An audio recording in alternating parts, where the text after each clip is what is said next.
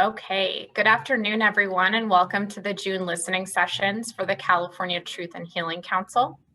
Today's listening session is designated as the Central Region Listening Session, with Southern taking place tomorrow, Eastern on Wednesday, Northern on Thursday, and Friday being the regular meeting of the Council, with public comment taking place from 3 p.m. to 4 p.m., as well as throughout the agenda. My name is Christina Snyder, and I'm a member of the Dry Creek Rancheria Band of Pomo Indians and the Tribal Advisor for Governor Gavin Newsom. Before we get started, I'd like to acknowledge the land I'm joining you from is the ancestral homelands of the Patwin peoples. I'm now going to briefly walk through some of the logistics and preliminary business for today's meeting. First, we are recording this listening session, and it's available for public participation via Zoom and dial-in. These listening sessions are being held to increase community input specific to the charge of the Council. And we ask that you come to these sessions prepared to engage in a thoughtful way that will further the effectiveness of the work. We envision these sessions as ultimately being working sessions that are part of the Council rather than just opportunities for public comment. As a reminder, we're taking notes throughout these sessions and will provide monthly summary overviews for the Council and the public to review, which we aim to release prior to the regular meetings, but may change depending on staff capacity. These summary overviews are not meant to be word-for-word records or minutes of the sessions, but are prepared to provide a brief of the discussions that took place for the convenience of the Council and the public. For those interested in following the Council, ongoing updates, including listening session recordings and the summary overview documents I mentioned, are available at the California Truth and Healing Council Updates WordPress page at cthc.wordpress.com. You can also get updates for events by following the Governor's Office of the Tribal Advisor on Facebook, Instagram, or Twitter. Listening session recordings are available in full and posted at the CTHC Updates WordPress for those that are interested in hearing detailed discussion and comments. Additional details, including meeting dates, agendas, and background information, are available at tribalaffairs.ca.gov/CTHC. If you need technical assistance during today's session, please contact our office at info.tribalaffairs@gov.ca.gov. And if you've not already done so, we'd appreciate if you could have your name be updated to say your name and the organization or tribe or anything that you're joining from. And when we get to the discussion portion of today's meeting, we'd appreciate everyone going on cam if possible. At any point during today's session, you can ask questions by using the raise hand function or simply unmute your line. If you're using the Zoom app, you should be able to raise your hand using the app controls, but you can also use Alt-Y in Windows or Option-Y on Mac to raise or lower your hand. You can also directly message me, Loretta, or the group generally with any comments you have, or let us know that you have a comment and we'll either read the comment into the session or call on you. If you've dialed in, you can unmute your line using *6. And you can also email written comments to info.tribalaffairs@gov.ca.gov at your convenience. Once COVID-19 restrictions alleviate, we'll have listening sessions both via Zoom and in person in meeting locations throughout the 4 geographical areas in the state. In anticipation of this, if there are community gathering locations that you recommend or would like to host a session, please reach out to us at that email again, and it's info.tribalaffairs@gov.ca.gov. Now, before we begin, I'd like to remind participants that all of our council members, Loretta and I in the Office of the Tribal Advisor who are staffing this work, and many of you are members of the victim population in need of collective healing. So I ask that you engage with the council, our office, and each other with respect and with your whole heart and healing mindset. Many of us are doing work and doing this work are navigating systems that were not built for us to make change that was never contemplated. This in itself takes an enormous amount of patience and emotional integrity, and we're all doing our best to make strides in these spaces. So thank you again for joining us, and I'll begin with a brief presentation before opening into the listening session. And before I do the presentation, if anyone would like to introduce themselves, please feel free to do so at this time. When we go into the presentation, I'll show you the agenda. We've switched it up a bit so that there's a bit more space for general feedback before we go into the questions, because you can answer the questions on your own time as well. So at this time, if anyone would like to introduce yourselves, please feel free. And I think we'll start with Council Member Kessler Mata. Hi, Christina. Thank you. Hi, folks. I'm Kusla Kessler Mata. It's good to see a lot of you back again. I'm Yaktitu Tichu Yaktilhine Chumash from the Central Coast, and I am originally from Arcata up in far northern California. Thank you. And I don't see any other council members on. And Loretta, would you like to introduce yourself? Thank you, Christina. And hi, everybody. My name is Loretta Miranda. I currently serve as Chief Deputy Tribal Advisor and Special Counsel for the Tribal Advisor's Office. I am Serrano Cupeño from the Morongo Band of Mission Indians in Southern California, and I'm happy to see you all here today. Thank you, Loretta. And again, we've got Michael Park on from our office as well. If anyone has technical issues, you can direct them his way. And if anyone else would like to introduce themselves at this time, we can do so. Otherwise, we can wait until the open session. Okay, then I'm going to go ahead with the intro presentation. I'm going to share my screen. And if you have questions as we go, a good way to do this is to have a split screen. So once we go into the screen share, you should be able to move the presentation. And Loretta's better at explaining it than I am, but I'm going to go ahead and share my screen now. Yeah, once you see when the PowerPoint comes up, there will be like a little line in between everyone's faces and the PowerPoint, and you can actually click it and drag it over so that you have more people's faces. I like doing that. So if you run into any issues, let us know. Okay, and I am just working through my technical issues. So see, now there's that little, it's like two little lines, and you can just grab it and drag it over to the left. Okay. I am going to go ahead and get started then. And I can't see anyone right now, and I can't see chat. So Loretta, if you would like to jump in with anything that comes up, we can hand it back over to anybody who wants to make a comment. So this is our agenda for today. We're going to go through again the overview of the council and its charge. And we do this every listening session because we know that there's people who are new to this space, and we want to make sure that they're up to speed and able to engage in the same way everyone else has. And then we also know that people have things going on and may need a refresher to re-engage with this council. And I apologize, there's a typo in here. We'll update that for the next one, but it's the June council meeting agenda. We'll go over updates, and then we will go into then an open listening and discussion section where I know there are a couple folks that are joining us today that wanted to present to this group. And then anyone who has anything they've been thinking about can jump in. And then we do want to go through the questions for the public, even if we can't get through all of them, so that folks know what we're looking at, what the council's thinking about. And if people need to answer them on their own time, we'll send the link over for people to fill those in as well. So the Truth and Healing Council is a council made up of representatives from California Native American tribes charged with bearing witness to, recording, examining existing documentation of, and receiving California Native American narratives to clarify the historical relationship between the state and Native Americans in the spirit of truth and healing. It will submit a final report of written findings to the governor's office by 2025, and it should reflect a holistic understanding of the historical relationship between California Native Americans and the state.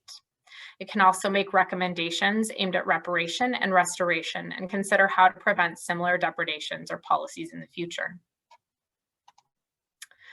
The council is organized under a charter and is made up of voting members and non-voting members. There are 12 voting members from each of the 4 regions, with 1 seat for a non-federally recognized designee in each region. Each region also has an alternate voting member to ensure quorum for action.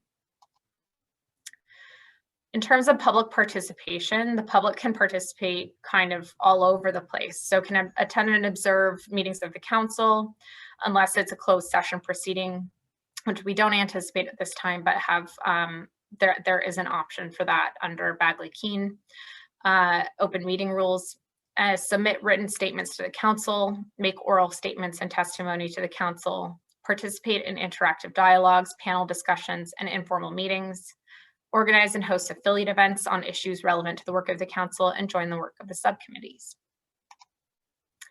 The council structure, just for visual, is roughly this, and this is more of a decision-making structure rather than a firm structure. The council itself should be pretty open and community oriented. And tribal consultation. If you're a tribe on the NAHC list, we're seeking to begin in-person consultation meetings where your tribe is comfortable beginning this week. If you'd like to go ahead and set that up, or if you want to let us know that you're ready and that you want to work out the details, we can start arranging that. We're flexible about the meeting method and mode, and meetings will be recorded and transcribed. Tribes can share as much or as little as they're comfortable with, and they can use whoever they are comfortable with sharing that message, or if there's multiple people, having a group of people. Outside of tribal consultation, the council and the tribal advisor are available to meet with Native American individuals, organizations, and groups at their request. And so again, with consultation, if there are other people, other messengers that the tribe is more comfortable working with as the conduit for feeding into the council, we are flexible with that as well. The meeting dates for the rest of this year for the council, they're meeting on a monthly basis for 2021. And this is to basically stand up the foundations for the council's work before they transition into quarterly meetings. On June 18th, July 23rd, August 20th, September 17th, October 22nd, and November 19th.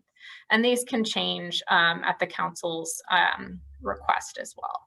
But this is just kind of an overview.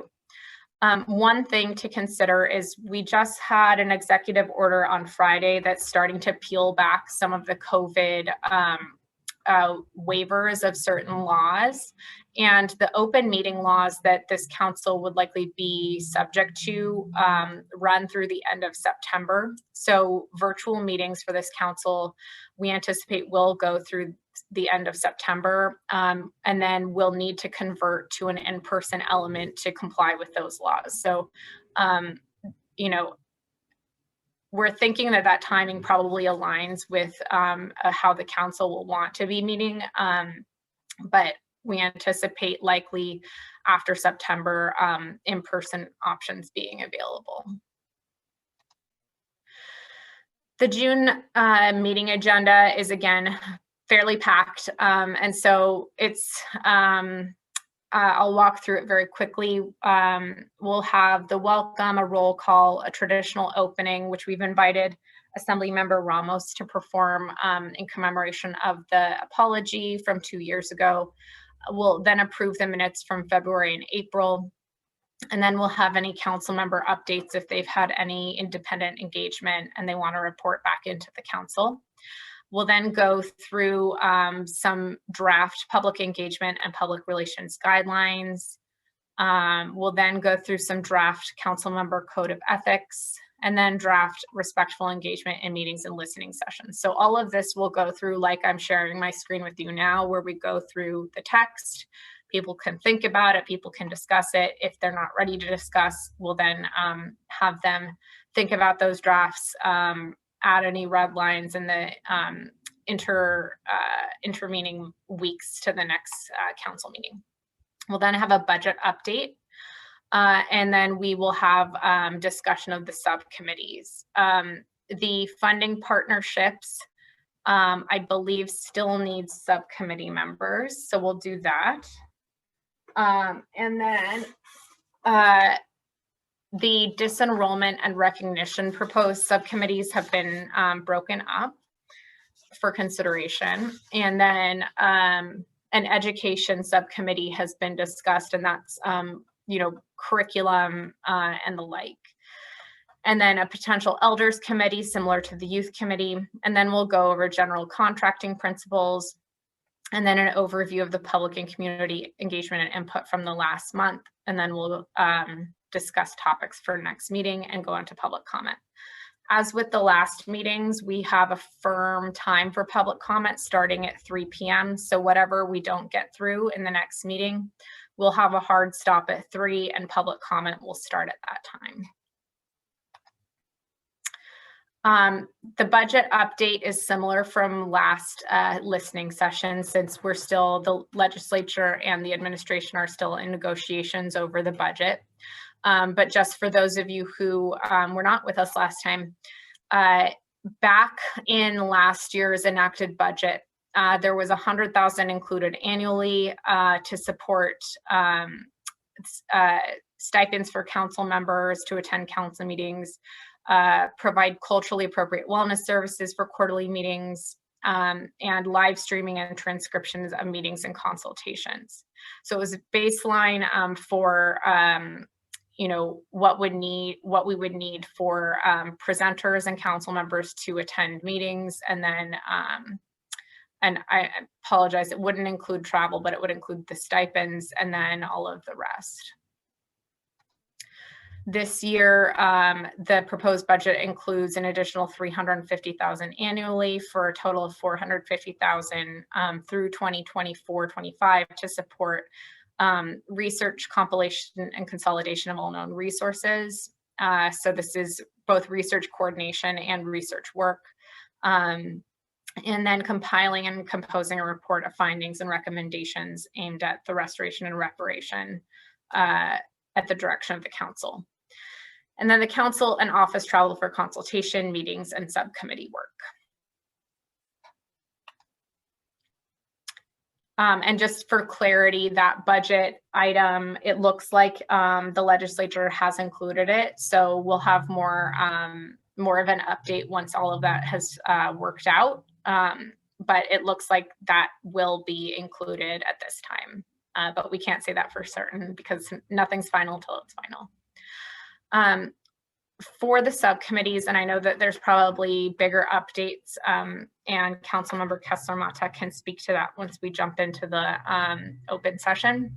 But the Academic Partnership Subcommittee met again and recommends targeted outreach to academic partners to refine its approach.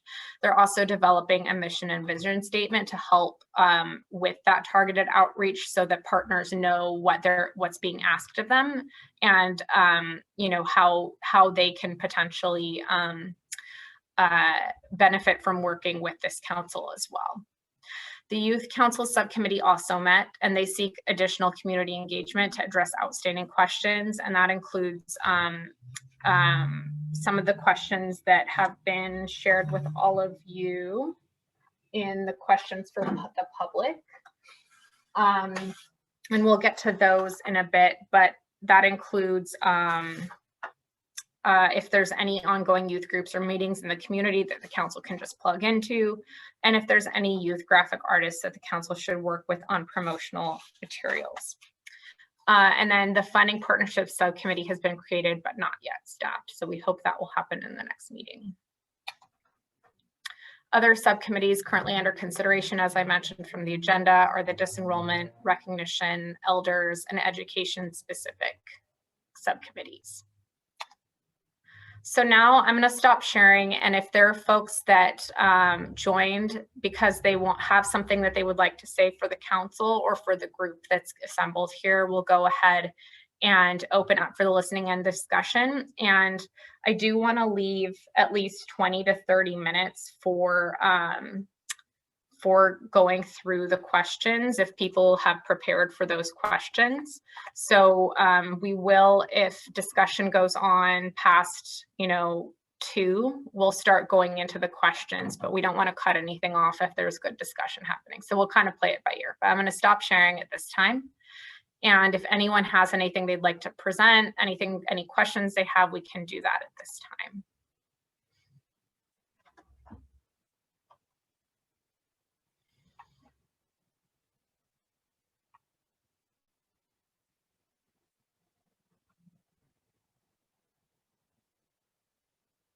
And if you'd like to do so, you can just unmute your line, or you can raise your hand, or you can put something in the chat.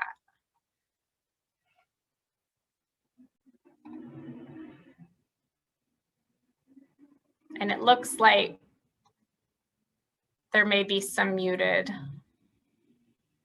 people.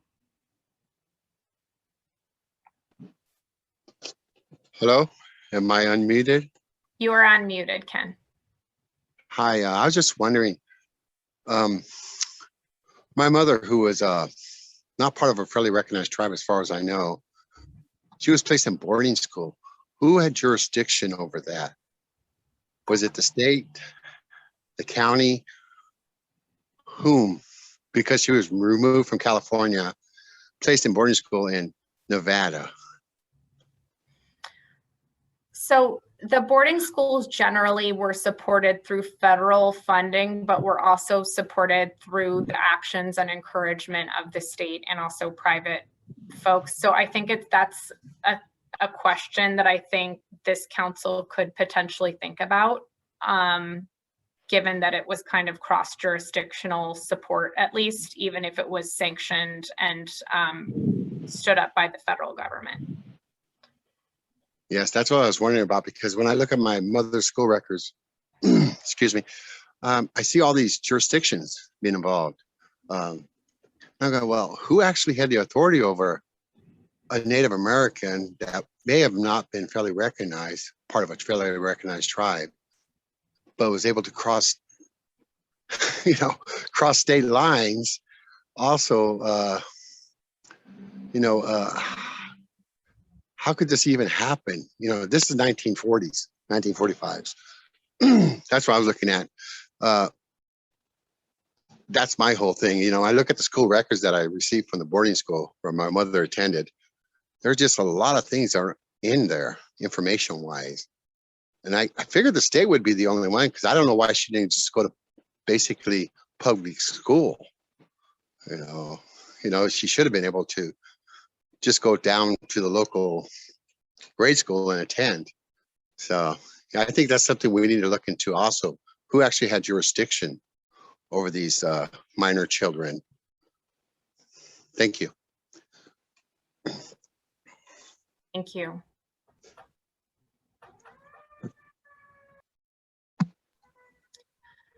And on that piece, if there are partners, I know there's a truth and healing effort from the National Boarding School Coalition, I believe, that's been also working in collaboration with San Manuel on some of the California specific issues.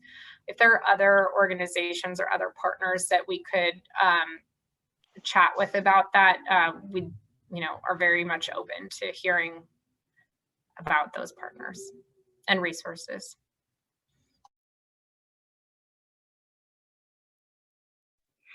Christina, if I could mention too, it might be worth flagging, because one of the things I'm thinking about is we have a lot of questions we have to ask of the various state agencies and programs. And so the question that's kind of in the background here for me would be, what role, if any, did the state play in helping facilitate that process to move our children out of state? So I think that's something we can flag for, I don't know if it's the appropriate subcommittee who would then be submitting questions or how we're going to do that, but just to put it out there. Great, thank you, council member. Is there anything else that this group, anyone would like to share or ask before we get into questions?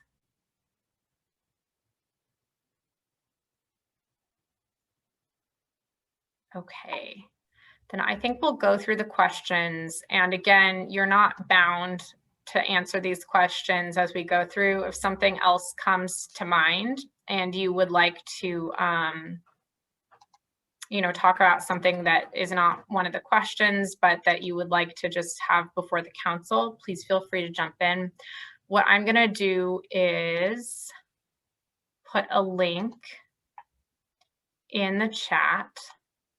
Yes, and please feel free to put comments in the chat as well. So this link goes to the questions, and these are actually going to be ongoing and updated as we move through the council.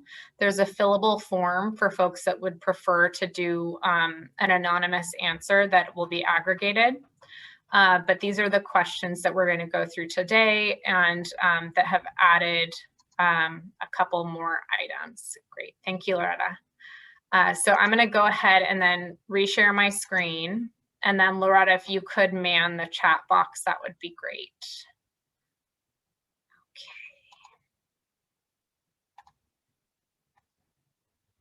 Okay. So the first item is scoping the council's work. And this is really kind of foundational for the council in order to move forward. Their charge is to receive, examine, and report on the history of the state's negative actions toward tribes through the Native lens and experience, and then recommend remedial measures that can be taken. So some of the questions that would be helpful for the council to understand from your perspective are: what early state actions should the state be most accountable for from the Native perspective? And I encourage you, even if there are items that you think everybody knows, I encourage you to share it in this space, because part of this is having, there be a greater public awareness of what those actions are. I think a lot of Native people know what those things are, but I encourage you, if there are things that you think maybe everybody knows, but it might not be the case, please share that in this space if you're comfortable. And then, what state actions have been most harmful to today's California Native peoples? And this is because, really linking that history to today is how this council is going to be best able to think about how it creates recommendations aimed at preventing those things, and then also reparative and restorative actions for people living today that have inherited this legacy.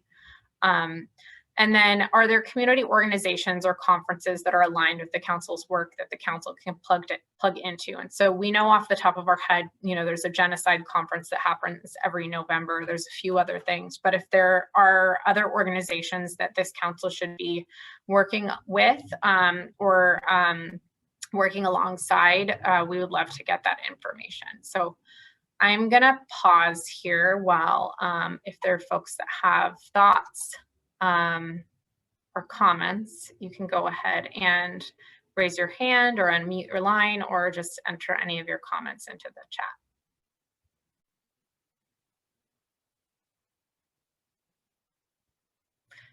And Kalina, if I got it right, it looks like you've raised your hand.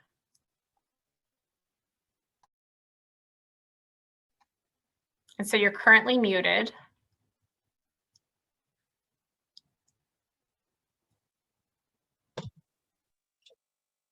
There you go.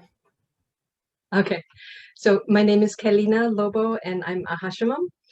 I'm here representing the Ahashimam Review Board to talk about accountability for academics, academic institutions, and publishers. The Ahashimam community has had a long time problem with published works filled with inaccuracies and value judgments. For example, books stating that we are extinct, or incorrect territory boundaries, both of which impacts policy. And academic institutions themselves have a history of problematic interactions with Native American sacred sites, archaeological sites, burials, and reburials.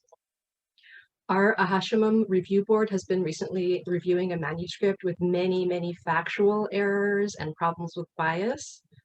The author encouraged the general public to visit very sensitive sacred sites and archaeological sites in Orange County against the wishes of the community and unsupervised. This includes very specific locations and descriptions of archaeological items, and it increases the probability of damage and pot hunting on these very vulnerable sites. There are no real structures of accountability for academics, publishers, and academic institutions. There's no monitoring or enforcement of existing laws protecting sacred sites by confirming that published works or works in progress are accurate or approved by Indigenous nations in line with the United Nations Declaration on the Rights of Indigenous Peoples, including free, prior, and informed consent. We have many grassroots community people working hard to protect our sacred sites, but there is no accountability when published work undoes all of that work being done.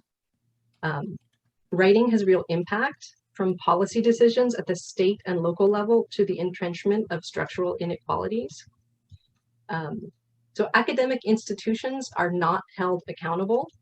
CSU Long Beach brazenly damaged our sacred site of Pavonga over and over by dumping soil there, by planning developments on top of the site, and by disregarding the wishes of Native American communities associated with the site. Both of these are examples of the mistreatment of California Native people by state entities. It's ongoing, it's not past history, and laws have no meaning if there's no monitoring and no enforcement of them. So we are asking for your support. We're asking for your consideration that this issue is included in the scope of your work. The long history and negative impacts of writing, scholarship, and academic institutions on our Indigenous communities. We're asking for your support in the creation of real structures of accountability for responsible, ethical scholarship, outreach, and engagement with Indigenous communities in line with the United Nations Declaration on the Rights of Indigenous Peoples. And that's reminding UCs, CSUs, and other academic institutions and publishers of the law and of ethical standards. We're asking for your support with proactive monitoring and enforcement of existing laws, protecting recorded archaeological sites that are protected under federal, state, and local laws. And this includes monitoring writing that has the potential to damage these sites, not accountability after these sites are already damaged. So respectfully, thank you for listening to our concerns. Thank you.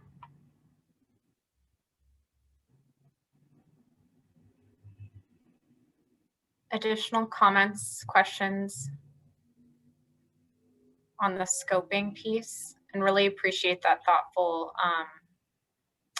and responsive comment. And if council member, if you have any reactions, feel free to jump in also. Yeah, sure. Thank you, Kulina, for those comments. I think in the academic subcommittee working group, we're currently starting to think about the scope and purpose or focus of the group, and it's kind of multi-pronged. But one of the things that your comments made me think is that we should be developing a kind of principles for engaging with partnerships with academic institutions, which would, I think we've kind of thrown some ideas out that have not been articulated as a set of principles, but that have come up repeatedly, such as, prioritizing working with California Indians, with institutions that work exclusively in a kind of community-based participation model. So those are different from kind of researchers that come in and, do their own thing and then leave. But knowing that there are institutions that have already raised red flags for you is really helpful to us as well. So there's a lot of different things going through my head. And also we are talking now about how we're going to potentially incorporate non-council members at the subcommittee level. So, kind of if you have a chance to maybe, I don't know, Christina, if she's already done this, but submit that statement maybe in writing to the council so that I can bring it back to the academic subcommittee, that would be really helpful, because certain things jumped out to me, but other things may jump out to them as well. So thank you. And council member, you just turned on a light bulb in my head too. One of the firms I used to work at had part of their contract was they wouldn't actively represent, and they wouldn't represent any tribes that were actively or like had a record of disenrollment under the current council. And so there's things that you can do as a council that kind of incorporate those principles of, that any partners, have to adhere to the following principles in their engagement with this council, in terms of both, the free and prior informed consent for Indigenous knowledges, but also possibly one of the other things we chatted about before of, preventing extractive use of Indigenous knowledge and making sure that there's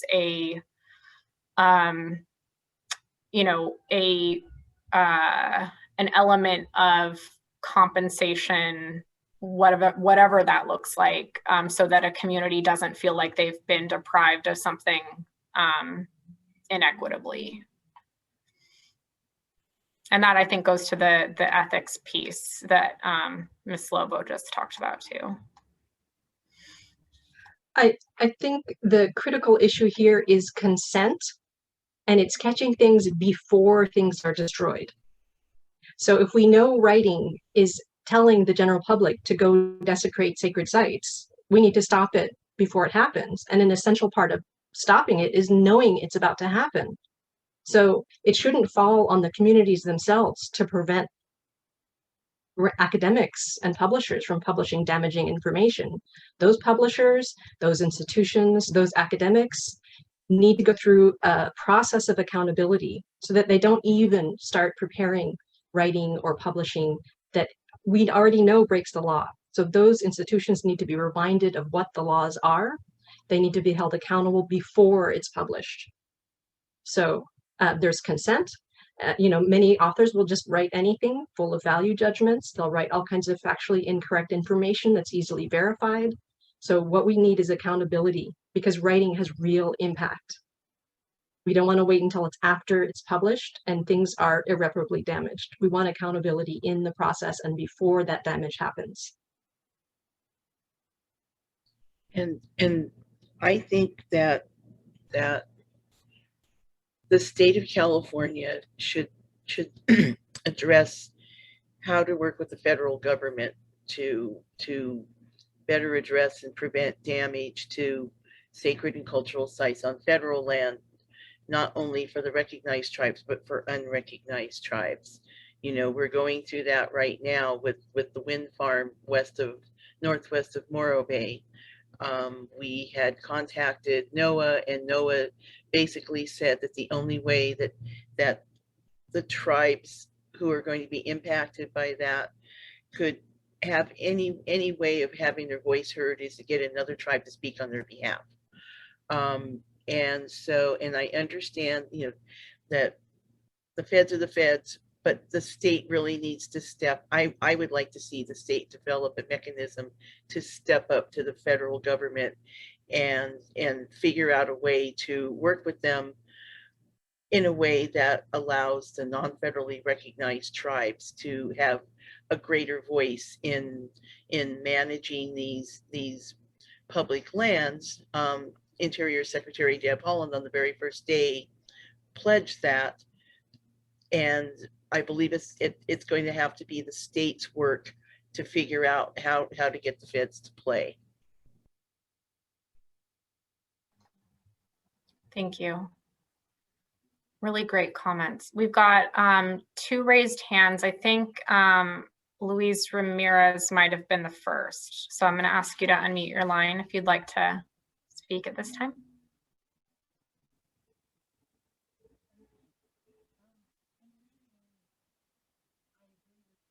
And it looks like you are unmuted at this time.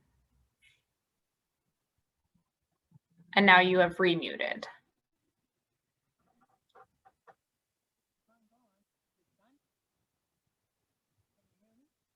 If you'd like to go ahead and speak, it looks like we should be able to hear you.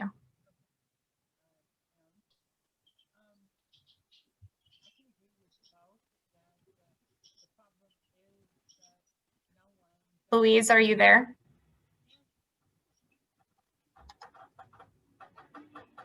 I think we can hear you very faint.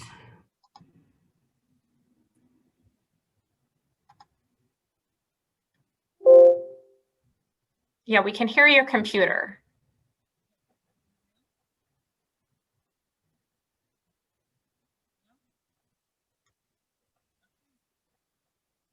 Okay, Louise, we're having some trouble hearing you. I'm going to go to our next speaker and then we'll come back to you and hopefully we'll resolve the issues. So Dee Dee, it looks like your hand was raised next. Okay, I have a little concern with the maps of the native territories. I've been looking back on the history and I see that through the years, the maps have changed.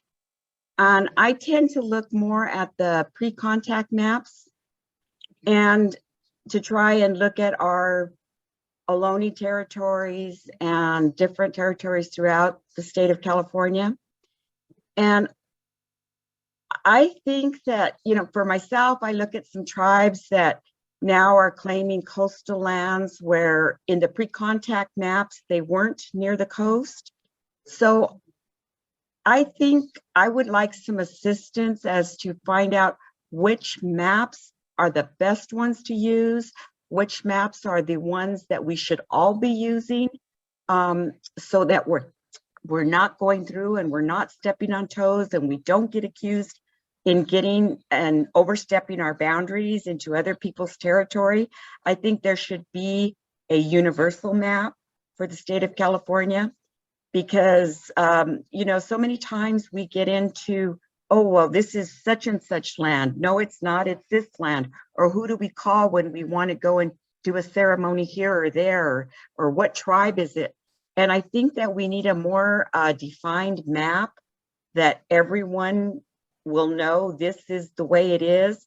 I mean, I know as far as sacred sites and things, they're all over the place. As we all traveled, we all moved around.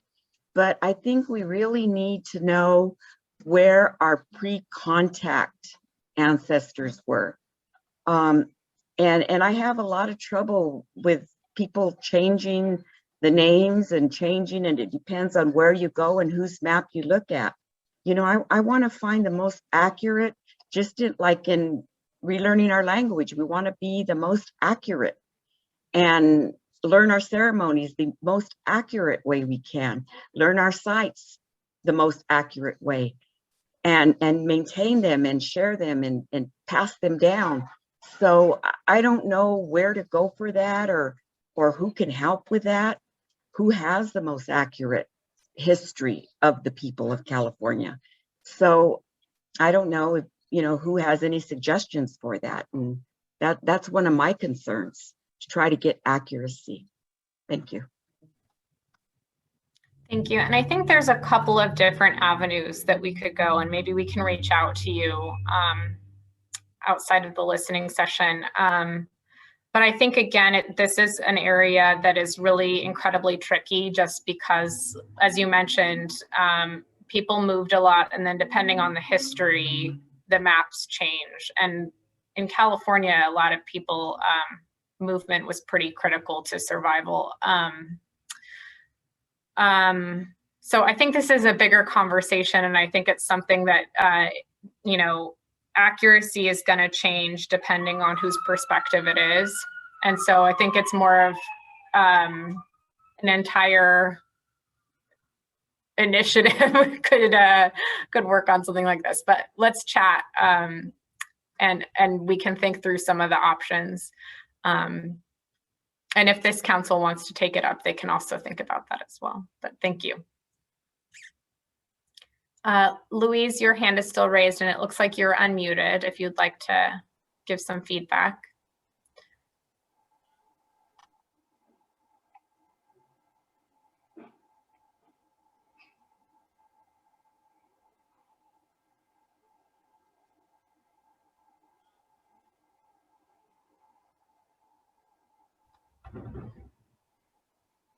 I have a hand raised. We're still having, I'm still having difficulty hearing Luis. If you want to use the chat, I'm over here, I'm taking notes, so I swear I'm paying attention. I'm just looking over this way and typing. But if you want to put it into the chat, we can definitely capture it or read it out loud. And just wanted to draw attention to the chat. Kathy Corey from Chichancy made a comment about disenrollment, and that comment has been captured and put into the notes. Just want to bring attention to that. Hi, this is Deborah Murillo. I don't know how to use the icons to raise your hand, etc. So it's okay. I'll wait when my turn comes, but I've been raising my hand this way. Please go ahead. Okay. This is Deborah Murillo. I'm with Yaktilhini Yaktichitichu Northern Chumash community. And what I'd like to see in the future is that, I know this is a listening session, but what would be really nice is that if you did some small groups and broke up these questions and allowed community to go into those small listening groups, give feedback, come back, and collectively give information back to the group, I think it might be a little bit more effective than going around using this approach. That's all. I would just like to really see that happen in the near future. Thank you. We appreciate the feedback. And one thing to note is that as we move into more in-person, something that Loretta and I have been talking about is doing, regional listening sessions in person and then having one larger virtual listening session to capture all of the folks that couldn't attend the regional. And so just thinking about that, that's not going to happen tomorrow, but just so that people can kind of sit on it and think about what would be most helpful. And then also when is a good time to capture all of that? Is it a weekend? Is it during the week? Is it an evening? So just something to think about.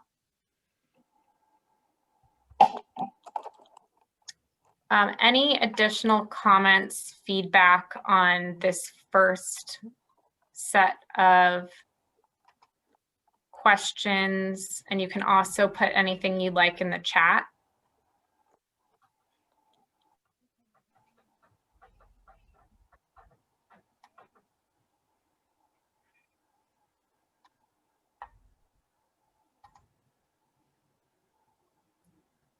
Okay, then we'll move to the next piece, but please feel free if something comes up and you want to add. Again, you can also fill out these answers at your own convenience using the fillable form as well. Okay. So the next piece is for the academic partnerships, and there's a lot of questions, and some of these are more technical. So one of the things that the council actually did, the subcommittee did ask for, is to have a specific listening session for the subcommittee so that we can get the right kind of group to engage in some of these questions. But if you're ready to engage now, we would love that engagement. I'll just read through them and then I'll open it up for thoughts and feedback. You don't have to answer all of them. You can just think about it a bit if you like, but what should the goal of the final report be? And in kind of framing that, how should the council frame its research agenda? So what should this council be wanting to do with the final report? Are there multiple things it should want to do?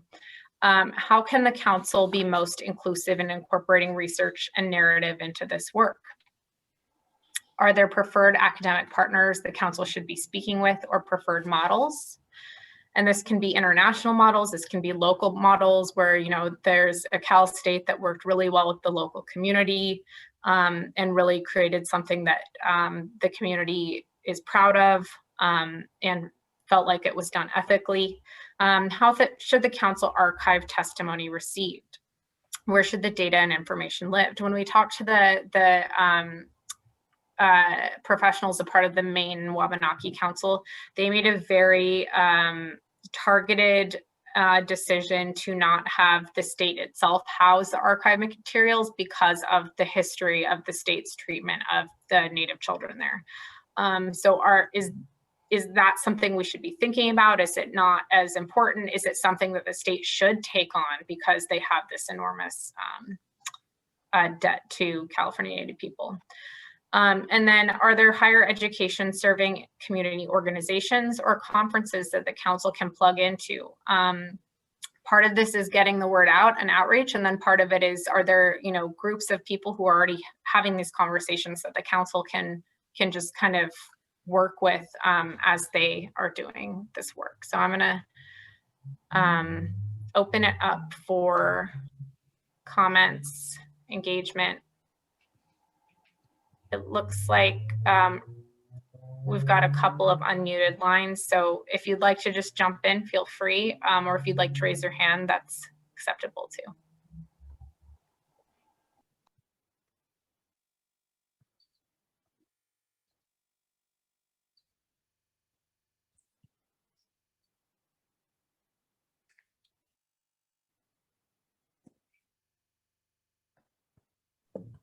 And while folks are thinking about the academic subcommittee questions, I did want to just draw attention to the chat. We have Shauna Powers from Santa Rosa Rancheria making a comment about water policy and how it has destroyed Native environments. Just want to note that that has been captured in the notes.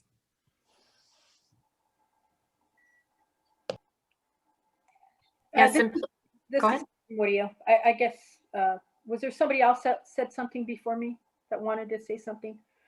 Okay, I think for the first question, I think it kind of ties into my input that I was going to give in the last question, is that I think the whole premise of having the committee that we have right now, I think for the state, where they went wrong in the very beginning is that we have our scholars from different communities here at the table on the committee working with Christina, and I'd like to see them honored in the way that they should be, in terms of being given payment for their time and investment of what they're doing, not just mileage and not just other things, but really these are academic people, and I think that in the world we should get paid for what we're doing. And so I'd like to see, the committee be honored in that way, and be given some form of honorarium for their time and their research.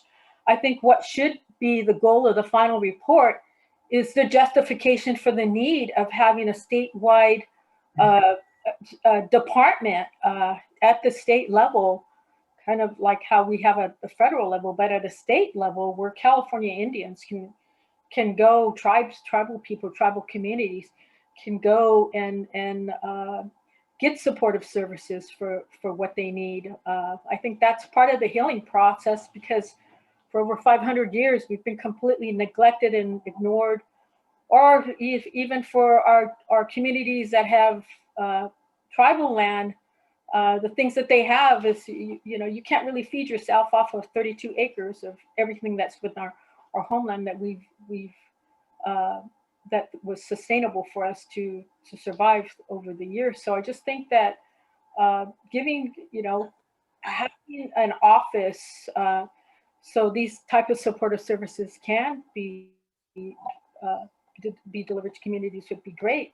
And how should they frame their research agenda? It should be framed community. It should be community driven, community vision, in terms of serving community. So how can they be inclusive is really reaching out to our communities, and asking and be inclusive of all federally recognized tribes, non-federally recognized tribes, and communities that have been disenrolled. So I think for preferred academic partners, I would really like to see San Manuel. I'd like to see Jolie Proudfit. I think that the program that she runs is probably a best fit for this in terms of academic partners. And who should the council give testimony received, or where should the data live? I think that that's something that community, we need to have some listening groups, and I think community should be able to really sit down and think in terms of where should that live. So I think that, again, it's community driven, should be up to community.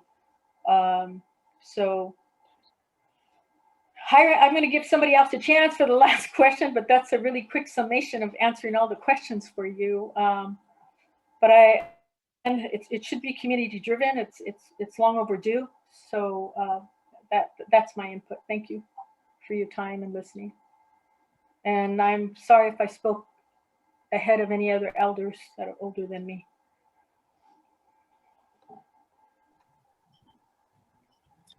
Thank you. We appreciate the input. Additional comments on these questions or anything that's been spoken to up to this point?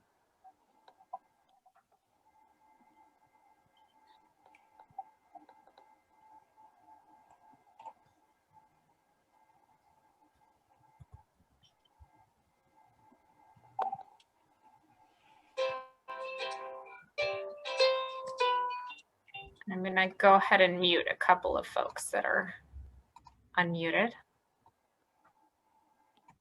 Okay. Okay, then we'll move to the next set of questions while folks think about these. For the Youth Council, How can the council best engage with the California Native youth population? Which platforms and messengers? Are there key partners that the council can work with to reach Native youth? Should the Youth Council subcommittee be modeled on the council structure or something else? Should the Youth Council be focused on California Native youth or open-ended? And this question is more like how this council, the focus is on California Native peoples, but in order for the holistic healing to happen, there needs to be people at the table who are inheritors of that legacy, and also people who are descendants of perpetrators in order for all of this to work in a broad-based way. How should the council define youth? Are there any ongoing youth groups or meetings in the community that the council can plug into? And we've heard about a few in the Sacramento area that we'll be reaching out to. Are there any youth graphic artists that the council should work with on promotional materials? And part of this is that the Youth Council has been thinking a lot about how to really proactively engage our youth in a way where we're elevating them as well. So there's a piece of this where we're hoping to do some of our outreach through, Native youth voices themselves. I'm going to go ahead and open it up for comments.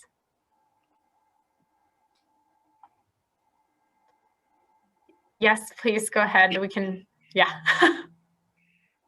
This is Deborah Murillo again from Yaktilhini Yaktichitichu. I think for Youth Council, I think that you guys should use, I think that our community should use multiple measures.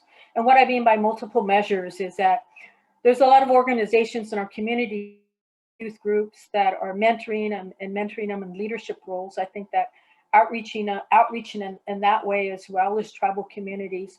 But I also think that we do have some youth that are unique that I think I look at our community and having elders recommend those youth that are working towards sustainability of language, working towards our cultural things. Those are the kind of youth that we want to have at the table. So I just think in terms of, let's use multiple measures when we're looking at defining our youth and the leadership that it should be comprised of. So.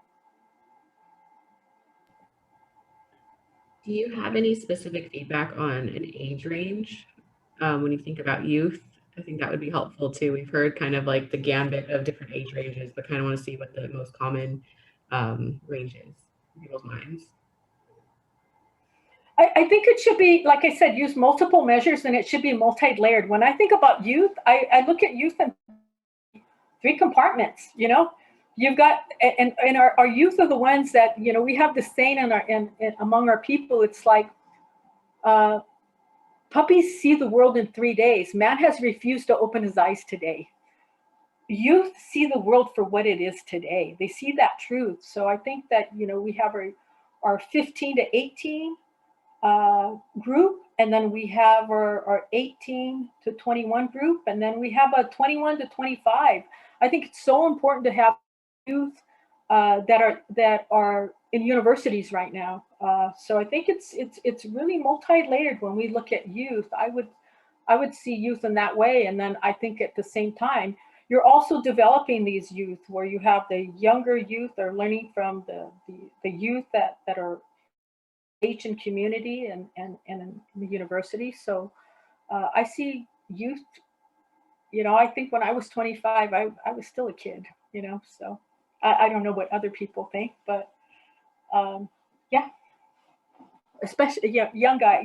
I have a nephew that's 21, and I think he's like 18 right now. So and he's in a university. So, but I see it in groups. I'd like to let other people give input. Thank you for that. That's helpful. We have a raised hand from Dee Dee, if you'd like to unmute your line. Okay. I think that the youth program should be California Native youth.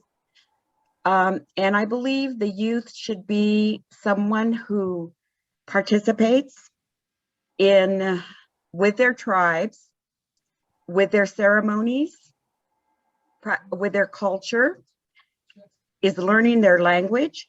It should be someone who can pass this down to future generations.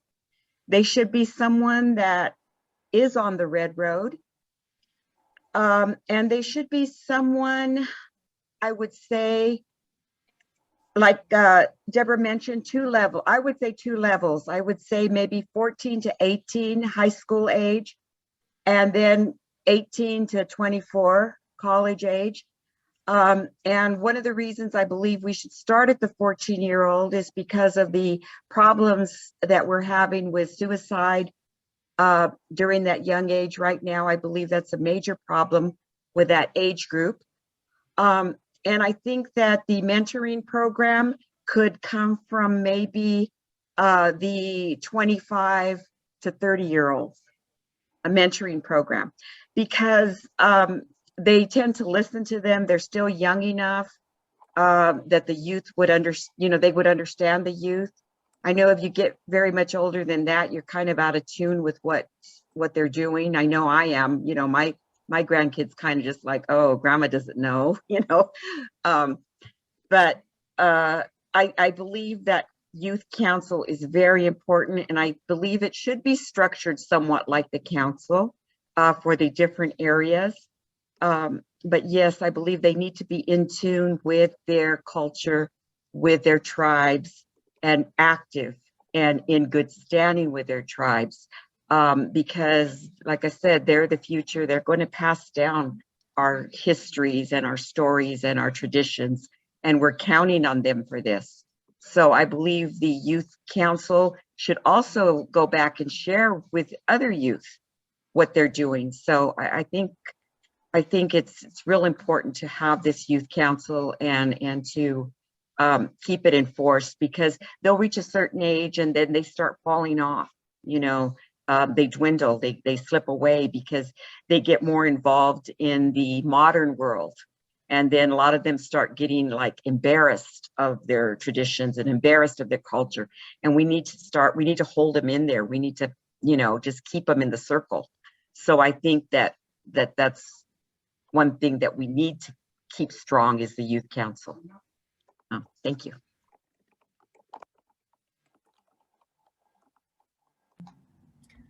Thank you. And I think building on that a bit, if folks have ideas about influencers and just influential role models that could help kind of guide that council a bit too, that are examples of people maybe who are like in the 25 to 30 age range who still would be considered maybe cool by the youth. We'd love to hear about those people as well.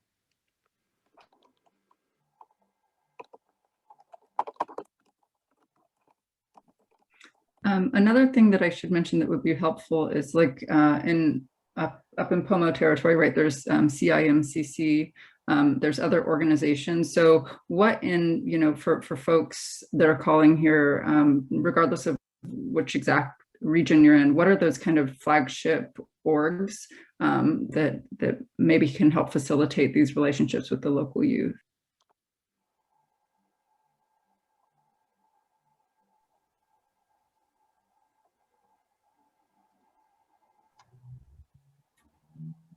Yeah, and building on that, because I think that we know some of them off the top of our heads just from our engagement with them, but we know that there's also some tribes that do particularly good and do really well in outreach. And then there's, I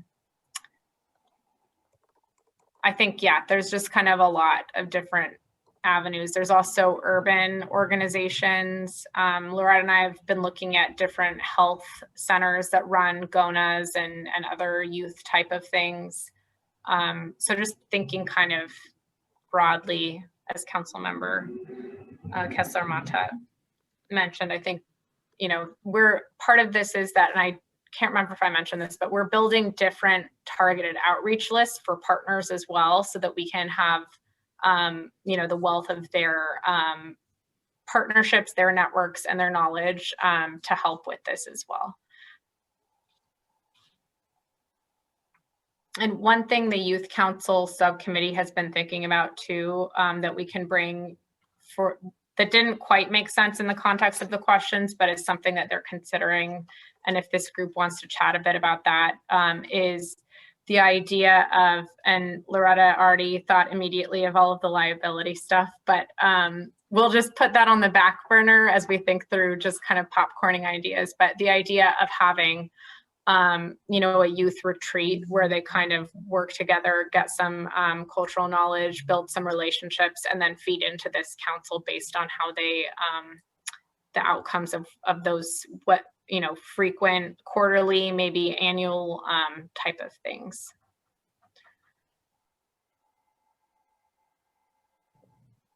And it looks like Dee Dee, it looks like your hand's raised. If you want it. Oh, no? Okay. Sorry. I said that right as you were taking a drink, so I apologize. And I did want to draw attention to the chat. So Luis Ramirez, thank you for using the chat. We have a comment that says, how do our young people learn if we exclude them because no one has taken the time to return the language, teach traditional dances and culture? We learn from experience. Why would we not allow youth interested to not participate? So thank you for your comment. And there are some other ones that I'll jump back to after we have the youth discussion, because I don't want to bounce back and forth. We can focus on the youth right now. And thank you, Kathy. I see your comment from, I think your youth retreat. A youth retreat is an excellent idea. So I'll mute myself so someone else can jump in. Yeah, I actually wanted to speak to Louise's comment as well, because, you know, I'm a professor and everything now, but truth is, when I was in high school, if there were any of those criteria, whether they were GPA or anything else, right, I would not have probably been chosen or nominated by anybody to sit on anything. So the fact of the matter is we all have a different path to kind of make our road, and we got to bring people along and give chances, right? So I fully support what Louise is saying there. I also think we can kind of think about it as what, you know, what's the purpose of the youth committee, right? So what is the function? What do we kind of want to ask of the youth who are participating in it? And that might help inform what the criteria would look like. I do think it is important, you know, I'm thinking about, you know, Councilmember Myers, who will be on the probably Northern Regional call later this week. You know, he has a lot of youth in that territory. They're in all different kinds of circumstances.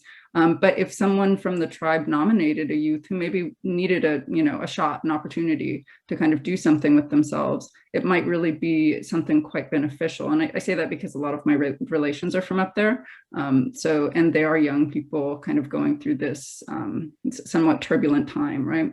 So I think it's worth getting a clearer sense from the youth councils or the youth subcommittee as well, what exactly their kind of goal is, what their purpose function, like why are we asking folks to be at the table, and then also what do we want to kind of what's the table we're inviting them to. So I think the whole conversation is kind of interesting to me, and I regret I'm not on the youth subcommittee, right? So I don't really know exactly what their conversations are that have been going on, but this is raising a lot of interesting thoughts for me, at least.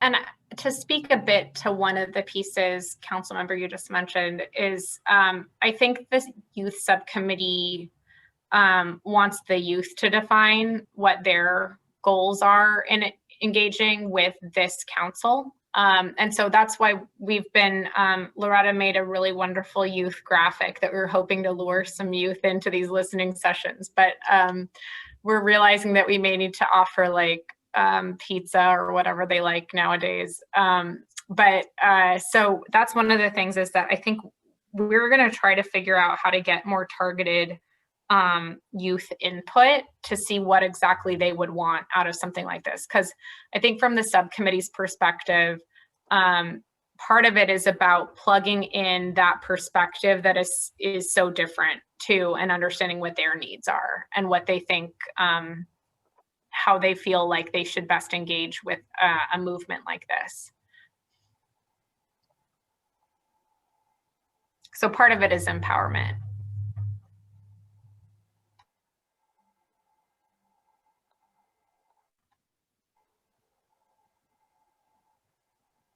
Additional comments, questions, thoughts? I'll give a comment. This is Deborah Murillo. Yeah, I think it's important for youth to have but also it's important to have a framework for them. And I also wanted to say something to Dr. Kusla, what's your last name? Kesla Mata, right? I can never get the name. Yeah, just Mata. Kusla Mata.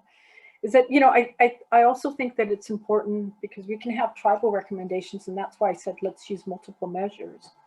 But I also think that it's important that we should be able to use different ways of appointing youth to this group, where if we develop the form where an elder can fill it out and an elder was recommending that youth, I think that it should have just as much brevity as a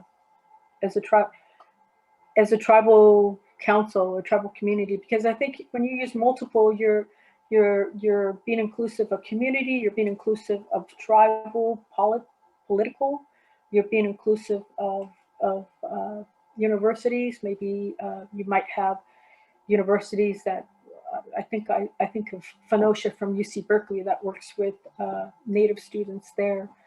So you be a little bit, or even Kayla Begay over at Humboldt. We look at people that work with youth or communities, but also look at within your communities and your tribal. So just let's use multiple measures. Thank you. Thank you. Really appreciate that. And, I agree a lot too with council members' idea of like how inclusive we should, because in my view, a lot of this too is creating a community for youth to engage in their heritage that may have felt closed off to them because of the history here. You've got Native kids that grow up in urban areas and may not even know other Native kids.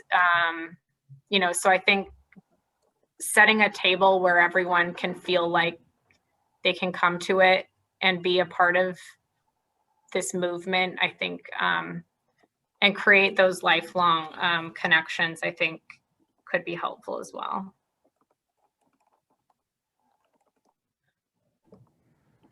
And in the chat, we have Robert Levi, our good friend who loves going to our listening sessions. Thank you for joining us, Robert.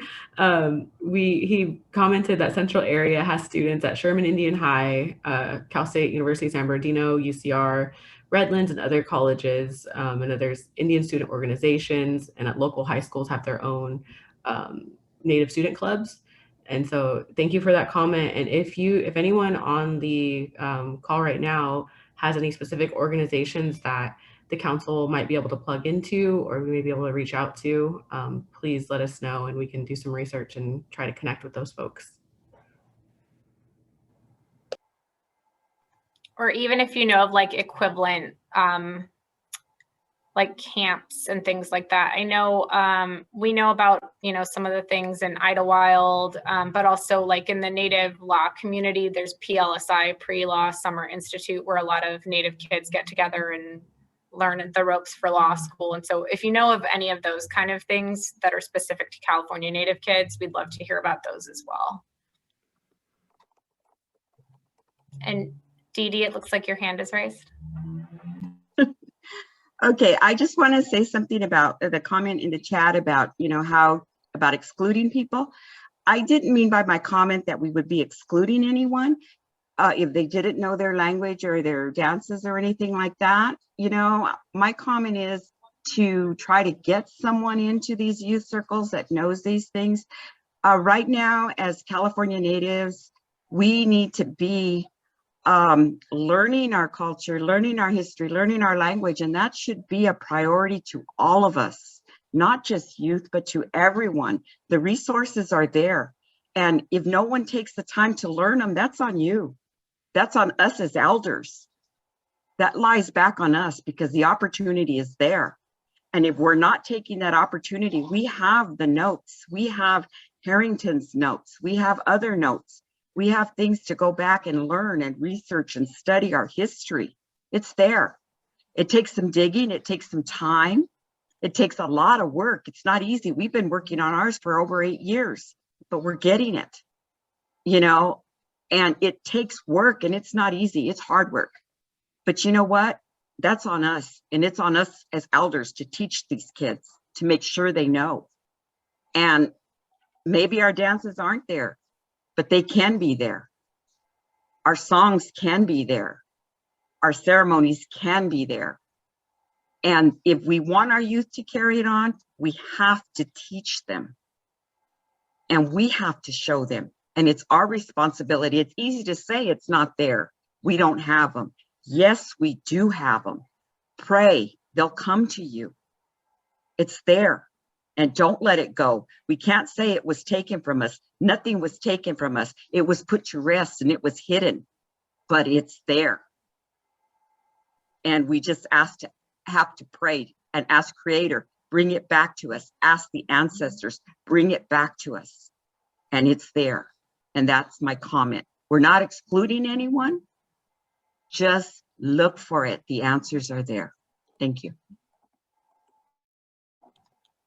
Thank you. I think it may be valuable to task the youth subcommittee with teaching us how to teach them.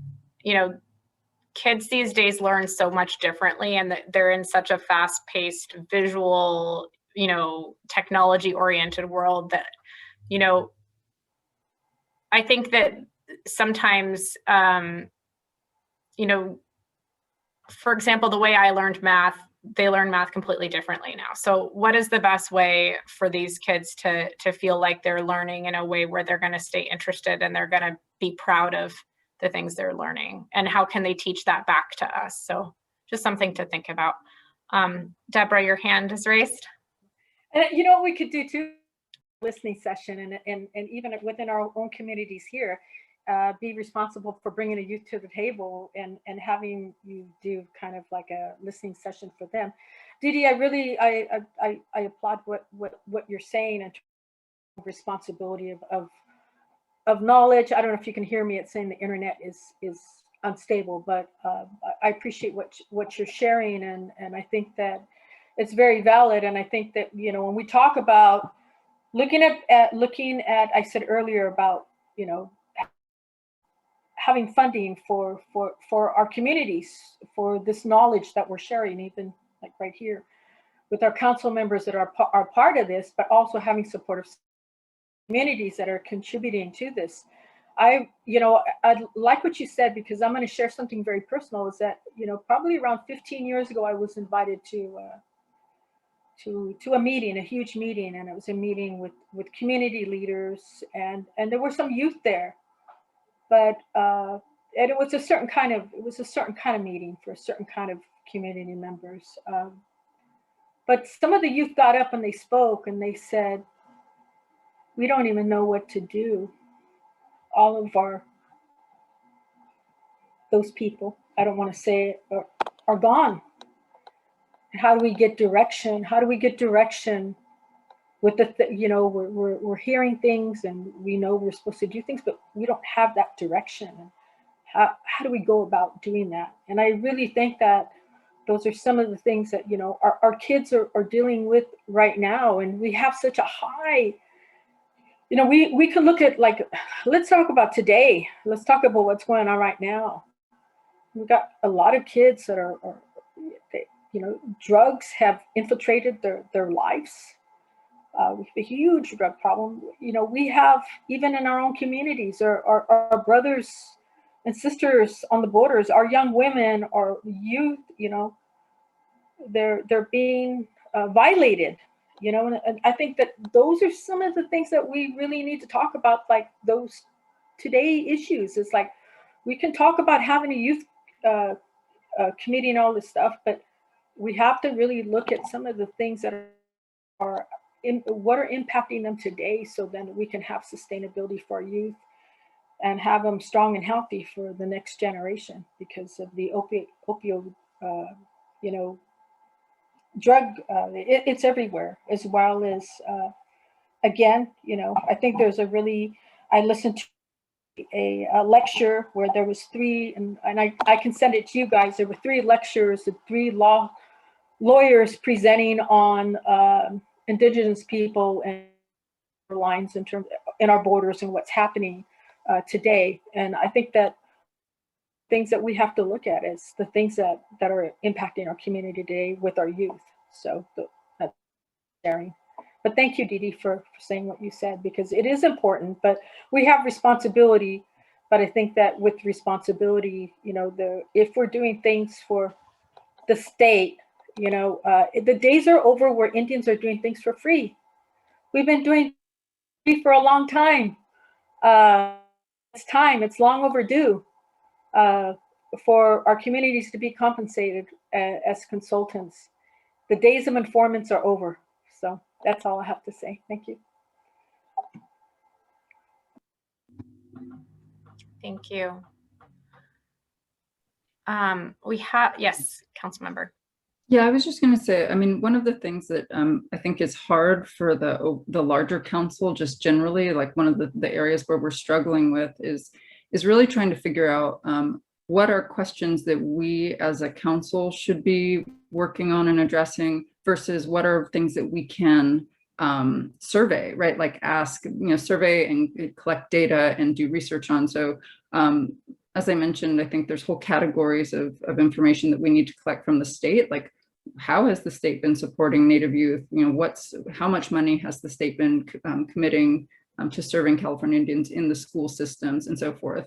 You know, that type of question, but also there are youth organizations in each of the or tribes, right? Yurok tribe has a really nice youth program where they can actually, you know, survey their own members or what have you, maybe with the support of the council. So there are different types of survey tools and you know, information gathering, but that's, you know, that's you know, we can compile questions and we can flag a lot of these issues, but that work is really hard, intense work. Like that's a full-time job for a lot of folks. And, you know, yes, I'm a full-time academic, but I'm not you know, my full-time job as an academic is not the same thing as my full-time job, you know, as a council member, right?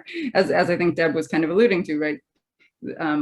And I'm the one probably with the most time, just by virtue of the fact that that's where my professional interests as well as my work and personal interests collide. But for most of the folks on the council, they've got their full-time jobs plus their council responsibilities. And so I don't think they can full-time be running surveys and, you know, organizing. So I think it's one part a workload issue for a lot of folks. It's going to be hard for them to be able to do all of that, for all of us to be able to do all that and do it well. But also, so thinking about partnerships and who we should be working with is super important to making sure we're doing a good job. Because we can come up with the questions and we can come up with the ideas, but doing the actual outreach and the work, people already have those connections. We don't need to reinvent the wheel, right?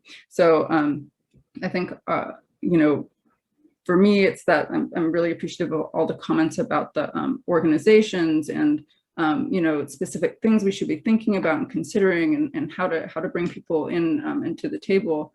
That's very helpful. I also think, you know, it's just, I want to make sure we're hearing folks out and understanding what the issues are from everyone's perspective, so we can be sure to keep tracking them, because we're going to have to collect a lot of data in a respectful, you know, way, and giving that ownership also to the entities that from whom it's, again, that's part of the academic ethics conversation we're having earlier, right? So who owns the data once the surveys are done? What can be done with it? All of those issues come into play as well. So it's big and complex, but I appreciate all these different comments. I did just want to draw attention to a comment in the chat that was earlier, and it's back to the ethics conversation we were having from Rebecca about accountability for academics and publishers and academic institutions. Just wanted to bring attention to that. And your comment has been noted. So thank you we're monitoring the chat, and we'll still be putting that in our notes. So thank you. Yeah, and Deborah, I do see you have a raised hand. I do want to react just a moment, and we are getting to time. So if there's additional comments after Deborah, please feel free to put them in the chat, or you can join one of the other listening sessions if there's more that needs to be said. I will say again, I'll plus one Councilmember Kessler-Mata's comment of the council member itself. Their role isn't to do a lot of this work, it's to receive it. And so where there are needs, the subcommittee for the academic subcommittee, for example, needs to know what that is. So if it is a giant survey of everything that's out there, that means maybe, standing up a fellowship through our private partnerships, standing up a program through our private partnerships to look at all of this stuff. So kind of understanding what those needs are. I think we don't want to get into the space of now you've got more Native people doing this work and now it's all on them to do all of this work. I think Loretta and I see that quite a bit in our roles, but especially with the council itself, they're here to elevate something and to create those connections, make something bigger than all of us, and so it's not on them to do all of the things that need to get done here.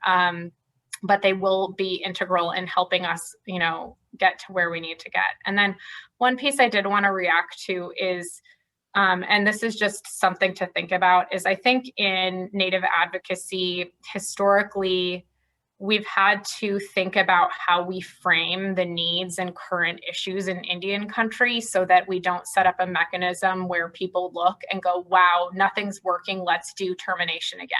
Nothing's working, let's do ICWA again. Nothing's working, boarding schools. So I think that's just something to think about as we work through a lot of the issues that Native communities and California Native children and youth are seeing today, is how do we think about it in a way where we are positioning ourselves to help our own people rather than showing people a gaping wound that they think they should come in and fix with whatever cultural ideology they have. And I see Deborah, and then Jolie has a raised hand as well. So yeah, I just wanted to kind of comment on what Dr. Kessler-Mata said, and I agree with you on it. I think that this project, first, everything should be, we're in a place today where we can be California driven. We can define ourselves. We don't need the others defining us and defining who we are and what we're about and what's best for us. We have Indian scholars that have those capabilities. Let's make a recommendation that the state invests money and makes a department, and it just, for over 100 years of damage, they want to invest a year of research from free scholars, Indian scholars, to put this together. That's not respectful. I think the first question, what could they do to heal us? I think that's the start, is, recognize our scholars, recognize our communities, because doing this in this way, it's doing the same thing as how they treated us over 100 years ago. It's no different. We're just in a different time zone. So I think it's important that we address this, because we do have the scholars that can do that work and have the state see us beyond a year. It's almost like saying we're going to have Native American month for a month. This is a project that's going to last a year, and all which is going to happen. Unfair to you, Christina.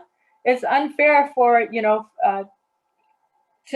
for the state to want all this delivered within a year when there's so much more research that has to be done with the outcomes and the deliverables from this report. So that's all I'm going to say. But I respect both of you with what you're saying, but I just want to also make sure that there's kudos to our scholars, the people that have invested majority of their life so they could work and help our communities. Let's recognize them. So thank you. thank you. And then we'll close it out with Dr. Proudfoot, if you'd like to unmute your line. Hello, everyone. I apologize for keeping my camera off, but I have sporadic Wi-Fi right now, so I think it's safer to do it that way. I appreciate the conversation. I'm sorry I came into it late, but this is an area that I'm very passionate about and I do know a lot about. And I think there are really effective and efficient ways of going about how to serve our young people, our youth, and how we serve them is first by finding out what their needs are. And I work closely with a number of statewide California Indian-led organizations and individuals. I direct the California Indian Culture and Sovereignty Center, which is led by California Indians. And we work closely with our tribal leaders on research that is owned by them, and the research agenda is driven by our community, so that they have the data that they need to make policy change. Last summer, for example, we did a statewide COVID-19 impact on the K through 12 on all American Indians in California, but we were, very much focused on our California Indian youth so that we could advocate for resources. And we found out some very surprising things and needs that our students had. So I'm a big proponent of working smarter, not harder, and making sure that whatever type of research that we are doing, it does no harm. And before you can do the research, you need to really kind of develop questions and find out what the needs are, and making sure that what we're doing here is really truly focused on our California Indian youth. But I think important to that is a definition of what that means, right? We use the terms federally recognized, non-federally recognized, and those haven't been clearly defined, and how people can access resources. So we don't want to leave anyone outside of the margins, and using a broader term could be, that people can show descendancy to the California rolls or whatever that is. But I think first we need to find out where our people are and make sure that we can serve them and find out what their issues and concerns are. One of the things that we do at the California Indian Culture and Sovereignty Center is produce a statewide report on the state of American Indian and Alaska Native education, K through 16 in California, because California had never done it.